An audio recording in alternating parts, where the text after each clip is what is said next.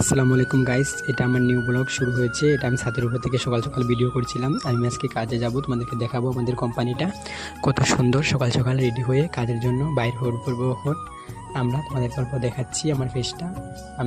তারপরে আমরা কাজে যাওয়ার জন্য বাইর হয়ে পড়েছি। এটা হচ্ছে আমার বন্ধু, ও লাঞ্চ বক্স হাতে নিয়ে যাচ্ছে। আমরা কোম্পানিতে লাঞ্চ করি, রুমে আসতে পারি না, রুমটা অনেক দূরে। তোমাদেরকে আরেকদিন রুমটা শেয়ার করব।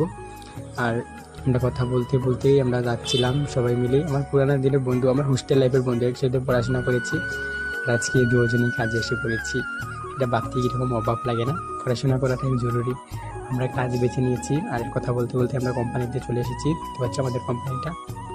আর এখানেই আমরা এদিকে গেটটা, এদিকে মেন গেটটা, আমরা এদিকে ঢুকতে হয়, ঢুকে কোম্পানিতে যেতে হয়। কোম্পানিটা অনেক বড়, তোমাদেরকে আরেকদিন পুরো কোম্পানিটা দেখাবো ভিডিও করে।